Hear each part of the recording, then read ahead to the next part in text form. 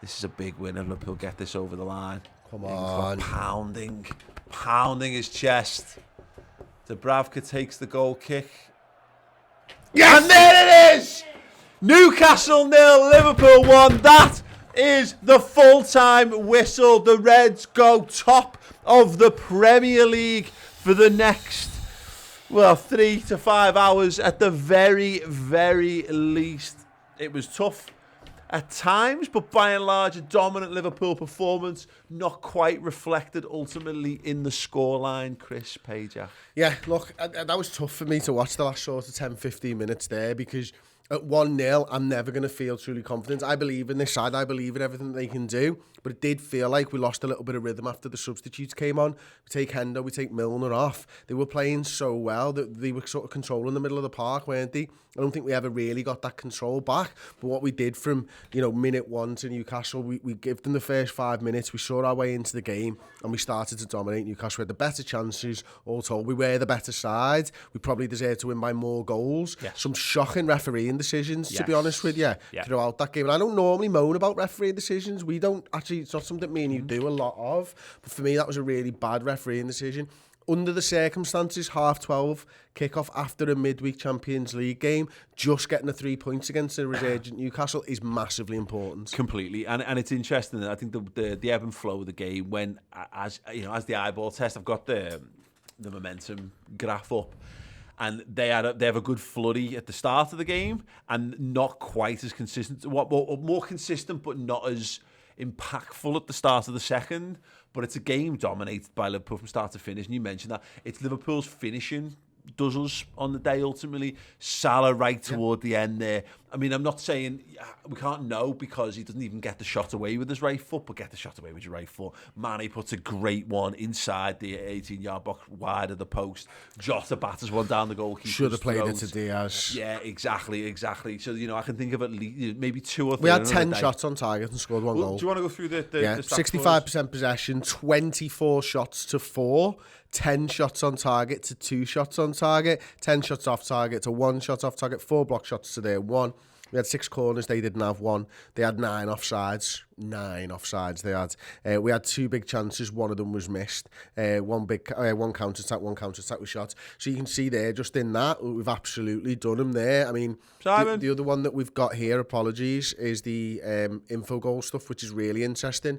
They didn't have a shot inside of our half. Inside of our penalty area. You can't see it on the screen, but we've got 4 shots. There we go. We've got 4 shots all miles outside the penalty area. Yeah. So that, if that's all Newcastle are doing at home against us, then we've defended really, really well, and there's no need for me to be so stressed for the last 15 minutes. We should have just looked at that. Look at Liverpool's. Just to describe for podcast listeners, small red dots or peppered all around there. Literally, that's what happens when you pepper something. It goes flying all over the place. That's what Liverpool did. Not enough in really great things, but the biggest ones really for me were that Jota one, and obviously the goal that we scored. But Liverpool did enough there, and thankfully the pressure is now on City, because this is where the pressure comes in. It's these games towards the end of the season. Hopefully Leeds can do us a favour tonight, Paul. Yeah, absolutely, completely agree on that. But the point is that it goes on. We've earned the right for this to continue to go on, for the fight to continue. You're right. The pressure is on them now, and they'll look the Man City. So the people watching or listening to this after the fact, and the City will have done what they normally do. They'll have just gone and gotten a win, because Leeds are shite. Let's be perfectly honest. It'll be noisy. They'll definitely have a go at it because they've got a reason to. And Jesse Marsh wants them playing football, but Leeds ultimately are shite, and they should be able to comfortably get what they need from it. But the point is that Liverpool have done what they can do. You can't control what other teams do, and we can't control what happens with Manchester City. So yeah, great, Liverpool have gone and won another game of football. We're unbelievable, Chris. Remember the days? Are we on 82 points now? I can't remember, but remember the days when you used to talk about the European hangover. Yeah. So you play midweek, and therefore it was you drop points or you'd struggle or whatever. I know we only won 1-0, but to your point, Newcastle resurgent, great atmosphere from the Geordies, as you'd expect there. And on the balance of the whole play, we absolutely battered We still have a European hangover, don't get me wrong. It's just on a Thursday, not the game day. Yeah. You can have your European hangover when you're resting on a Thursday, as long as you turn up on Saturday. And this is it, we make 5 changes for that game. Everyone was whinging about the side beforehand online and stuff like that. That's why you make them. You said it right before the game started. Jurgen's put out the weakest side with the most rotation that he can do, that he thinks is going to get the victory. It got the victory. In fact, when he brought the other lads on at the end, I actually thought the side was better that he started with against them. I thought they were stronger. They were more in the rhythm of the game and stuff like that. So he's done his job again. And once again, Jurgen proving that he can work in a circus. The plates that he is spinning at the moment, every single time he's making changes. And it's so easy to make a wrong decision, and he's not. He's making the right decision time and time again. Another 3 points in the bag, and I don't care who you're playing. Pressure tonight, Manchester City. Yes, City are a better side than Leeds. Yes, 9 times out of 10, Manchester City are going to win the game. But the pressure that Liverpool put on them is the only thing we can do. Yeah, absolutely. Scott T in our Club Legend Discord here saying Gomez 10 out of 10 today, world class. And we had it. We were joking about before. There was a few people, I don't know necessarily slagging, but not confident or not happy with Gomez being selected, which I just think's nonsense. I think he's just a really, really good footballer. It's underrated. And I know the idea of putting centre halves to right back doesn't normally thrill us, because we've seen that happen, and it's normally a sign of a weakness in your squad. Joe Gomez is such a technically good footballer, and how many dangerous moments he was a huge part of today. I thought it was a brilliant game. Did you say him? He was my man of the match. Yeah, it was between him and James Milner. I saw James Milner obviously got it, didn't he? I'm actually going to see if I can find how many crosses he put in, because he was superb, wasn't he?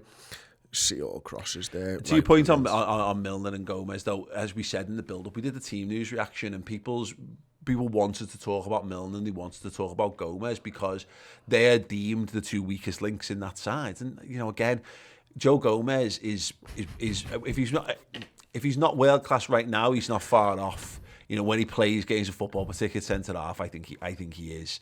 And James Milner has been everywhere, played everywhere, done everything. He's an absolutely brilliant footballer all round. And if they are the so-called weakest links in a Liverpool side out there, then we are spoiled. Yeah, we are spoiled for quality. Yeah, I pulled up the crosses to try and prove a point about how good Joe Gomez was, and he completed. According to this, none of 6. Yeah. Now, he definitely got one to Luis Diaz in the first half that I remember. Yeah. He definitely, they maybe just passes maybe rather than crosses or something, because I can remember 2 or 3 that did go to a red shirt. In the second half, there's the one he cuts back to Luis Diaz. And Diaz doesn't lose the ball, doesn't he? So, but James Milner completed 3 or 4 crosses, and the Robertson only 1 of 4 there as well. But I thought Joe Gomez, as you rightly say, mate, our squad's boss, and if we think these are the shittest players in it, then we're all idiots. Yeah.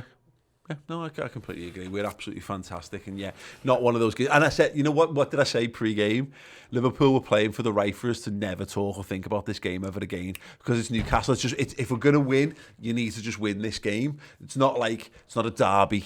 And it's not a historical one with everything on the line. For that because of this, exactly, isn't it? And that's why I think it was good. The whole atmosphere thing was good for Liverpool to go and survive that. It's actually not bad prep for Villarreal, because it's another away game where their fans are going to be absolutely up for it, party atmosphere. They're going to have all the flags and banners out and all that kind of stuff, and that will definitely help us as far as prep goes. But that's it. I mean, we've got fan reactions coming up after this. We're going to be doing player ratings, and we're going to be doing instant match reaction over on Redmen Plus for a bit more in-depth chat over this game, of course. But we'll do that. We'll do final word, and then we'll move on to Villarreal, and Liverpool will continue to tick on. And in an ideal world, City will stumble.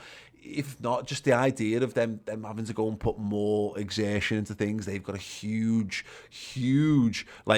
really, really tough game against Real Madrid to come in the midweek as well. So who knows? I'd say anything's very possible for Liverpool at this point. Jonathan Cook with a £5 super chat says, talking of rotation, Gomez, Milner and Naby, possibly the 3 best on the day.